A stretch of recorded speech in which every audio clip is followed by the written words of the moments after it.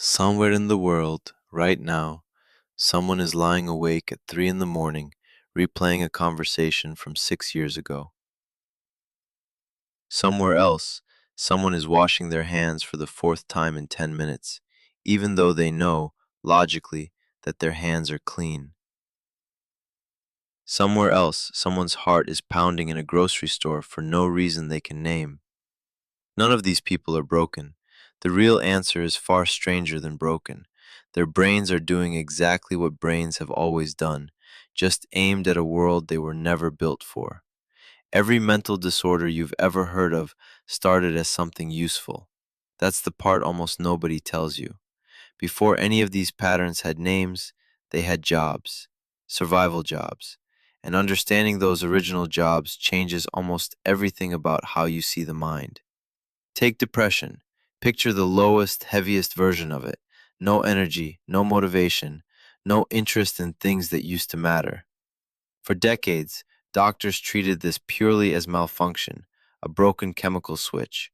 But a psychiatrist named Aaron Beck spent years studying the actual thought patterns of people experiencing depression, and he found something structured, not random. Distorted, yes, but structured. Depression, some researchers now argue, may be an ancient shutdown response. When an ancestor was sick, injured, or trapped in a losing situation, low energy and withdrawal actually conserved resources and reduced risk. The system that once protected a wounded body now sometimes fires with no wound at all.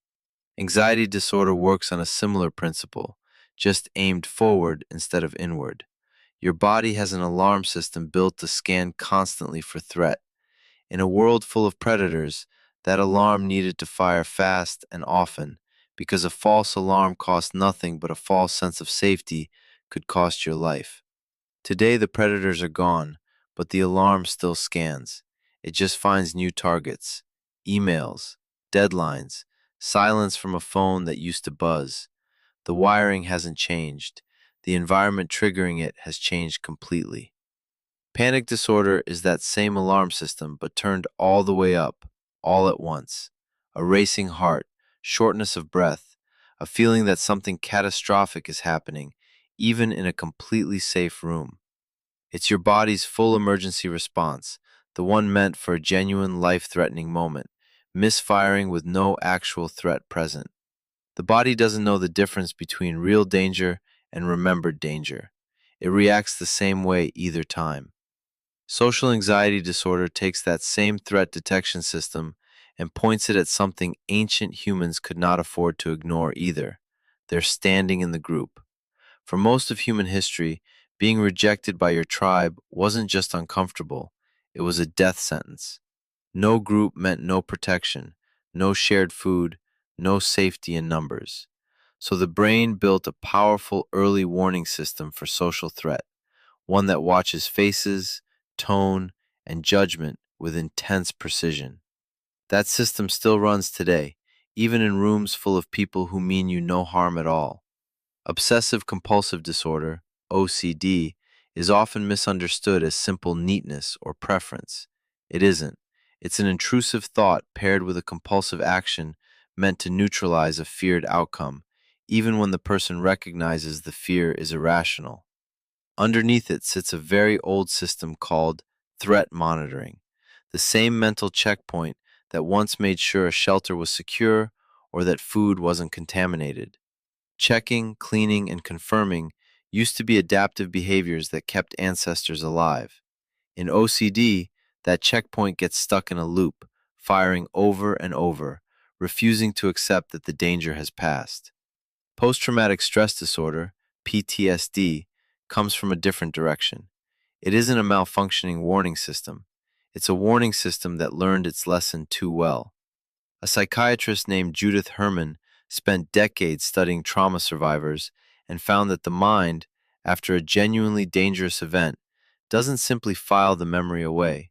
It treats the memory as unfinished business, replaying it, flooding the body with the same stress response that occurred during the original event, as if the danger might still be happening. Flashbacks aren't weakness. They're an ancient survival system trying, badly, to make sure the same threat never catches you off guard again.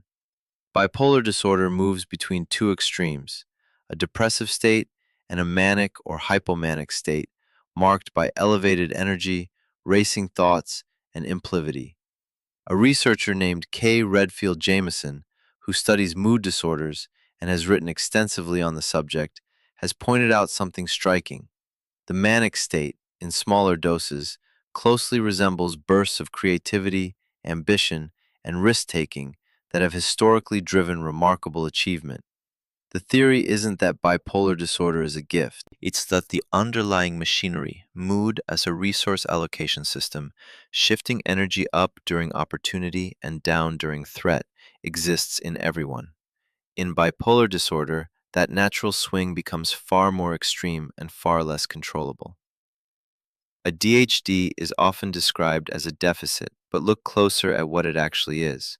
Difficulty sustaining attention on a single, low stimulation task, high distractibility, a pull toward novelty. Now picture that same brain thousands of years ago, scanning a landscape for movement, sound, opportunity, and danger, all at once, constantly. In an environment demanding wide, fast attention, that brain wasn't broken. It was exceptionally well equipped. Put that same brain in a classroom or an office, environments built for narrow, sustained focus, and the very same traits that once meant survival now look like a disorder. Eating disorders are more complex, shaped by biology, psychology, and culture all at once. But one thread runs through several of them, a system built to regulate scarcity and control misapplied to abundance.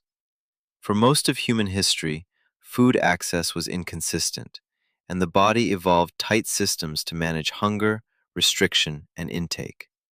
In a modern world of constant food availability and intense appearance-based social pressure, those regulatory systems can turn against the very body they were built to protect, driving patterns of restriction, binging, or purging that feel, to the person experiencing them, like control, even as they cause real harm.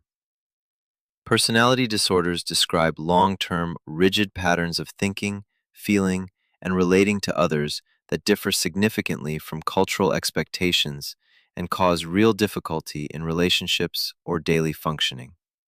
These patterns often form early, frequently shaped by attachment, the deep bonding system that once determined whether an infant received protection and care. When that early bonding process is disrupted, the mind sometimes builds rigid strategies to manage closeness and distance, strategies that made sense as protection once, but can create real pain in adult relationships later. Schizophrenia is one of the most misunderstood conditions in this entire list. It isn't multiple personalities. It's a condition that can involve hallucinations, delusions, disorganized thinking, and an altered relationship with what is and isn't real. A psychiatrist named Nancy Andreasen, one of the most influential researchers in this field, spent much of her career using brain imaging to show that schizophrenia involves measurable differences in brain structure and connectivity, not a lack of willpower, not a personal failing. The brain's system for filtering and interpreting information, the same system that lets you tell the difference between a memory and something happening right now, works differently, and that difference reshapes the entire experience of reality. Identity disorder, more formally called dissociative identity disorder in its most severe form, involves a fragmentation of identity, memory, or consciousness, often as a protective response to overwhelming experiences, especially early in life.